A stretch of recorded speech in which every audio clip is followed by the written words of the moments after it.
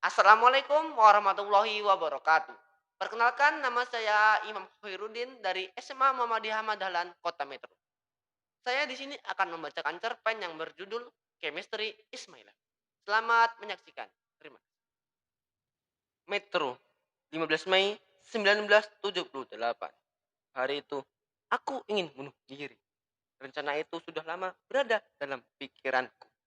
Beberapa rencana yang sudah kususun dengan rapi, tetapi masih aku pertimbangkan untung dan ruginya. Layaknya seorang kimiawan dalam bereksperimen yang menghitung kadar zat kimia untuk digunakan dalam suatu percobaan. Tetapi, memang tujuanku adalah bunuh diri dengan cara yang paling tenang. Hal itu ingin aku lakukan karena sungguh ku tak bisa hidup sendiri lagi. Aku ingin segera menemui keluarga. Namaku adalah Elric Hydrogenium. Aku tinggal bersama ayah, ibu, dan juga adik lelakiku.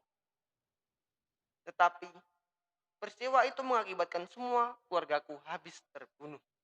Ya, aku yakin ini adalah kasus pembunuhan. Terlintas dalam pikiranku untuk menyelidiki kasus tersebut, sekaligus membalaskan dendam keluargaku. Aku curiga bagaimana bisa peristiwa itu menimpa keluargaku. Aku pun melihat banyak kejanggalan yang terjadi pada peristiwa tersebut. Hasil pemeriksaan polisi menyatakan bahwa keluargaku keracunan. Mereka meninggal dalam keadaan tergeletak di ruang tamu tanpa bekas luka maupun bekas serangan dari benda tajam. Anehnya, muka mereka membiru. Diduga keluargaku meninggal karena menghirup gas beracun dengan dosis yang tinggi. Gas tersebut ternyata adalah risin. Risin adalah protein beracun yang terkandung pada inti dari pohon jarak. Risin bekerja dengan mencegah pembentukan sel yang berada dalam tubuh manusia untuk membuat protein. Ayahku bernama Proto Elric, ibuku bernama Intan, dan adikku bernama Kevin Heli. Mereka lah yang meninggal dalam peristiwa tersebut. Setelah kepergian mereka, kini aku menjalani hidupku bagaikan suatu senyawa yang semakin rapuh hari demi hari karena kehilangan elektron. Ayah adalah orang dengan integritas yang tinggi, bagaikan suatu ikatan dalam benzena. Ayah memiliki pikiran yang stabil, bagaikan resonansi ikatan benzena. Ayah menyadari pentingnya menyelaraskan pikiran dan perasaan agar terciptanya suatu kesetimbangan. Ayah paham sekali tentang apa yang terjadi di alam ini. Segala hal yang ada di alam ini selalu berjalan menuju suatu kesetimbangan.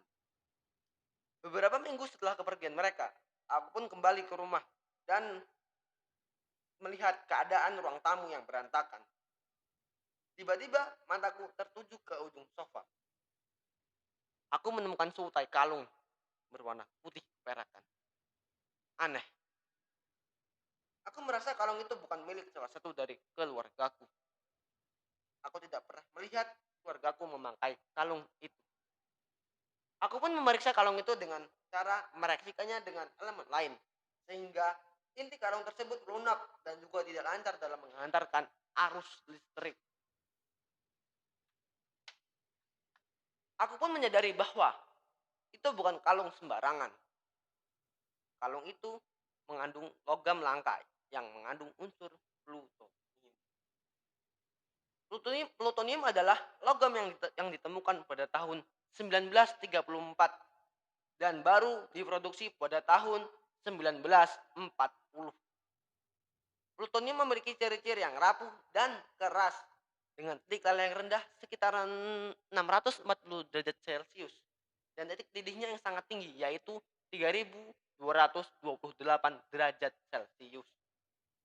Ketika plutonium terpapar dengan udara, logam tersebut akan mengusam karena pembentukan plutonium oksida yang menutupi permukaannya. Ciri-ciri itulah yang membuat plutonium cukup langka. Dari pemeriksaan ini, aku pun mendapati 3 nama yang kurasa mereka lah tersangkanya. Nama pertama, Martin Heinrich. Dia menjual logam yang sangat sulit didapat. Logam yang dia jual mengandung unsur uranium. Walaupun warna logam itu sama dan bisa berubah warna saat terpapar dengan udara, akan tetapi setelah diteliti lebih lanjut, dapat dilihat bahwa logam tersebut berbeda dengan logam yang aku temukan. Logam tersebut memiliki 92 proton dan 92 elektron. Dengan elektron valensi 6, inti uranium mengikat sebanyak 141 sampai 146 neutron, sehingga terdapat 6 isotop uranium. Kurasa bukan dialah pelakunya. Nama kedua, Jones Jacob. Ayahnya adalah penjual kalung logam, dan ternyata logam yang dimiliki ayah Jones mengandung unsur thorium. Thorium adalah aktinida radioaktif. Thorium murni memiliki sifat yang sangat lunak. Kepadatan thorium adalah setengah dari kepadatan uranium. Kurasa dia juga bukanlah pelakunya. Nama terakhir ada Antonio de Ulloa. Pikir dialah pelakunya yang memiliki logam dengan warna yang sama dengan kalung yang kutemukan. Akan tetapi ketika logam miliknya direaksikan dengan cara mempaparkannya terhadap udara, ternyata logam milik Antonio tidak mengalami reaksi apapun. Logam miliknya mengandung unsur platinum. Ternyata dia juga bukan pelakunya. Aku mulai lelah mencari jawaban dari semua ini. Namun, aku teringat satu nama. Ia adalah Dr. Polonium. Rekan kerja ayah yang kemarin sempat berkunjung ke rumah. Dr. Polonium adalah putra dari Dr. Edwin Macmillan atau yang biasa dipanggil Dr. Edwin. Dia adalah salah satu dari 4 orang penemu zat atau unsur plutonium. Polisi yang kudatangi pun bertanya, apa itu plutonium? Aku pun menjawab, plutonium merupakan suatu unsur dengan nomor atom 94. Plutonium adalah zat yang dibuat dari uranium yang ditambah dengan satu neutron lalu diberikan peluruhan beta dengan kurun waktu 23,5 menit dan menjadi neptunium dan diluruhkan kembali selama 2,3565 hari dan akhirnya menjadi unsur yang disebut dengan plutonium.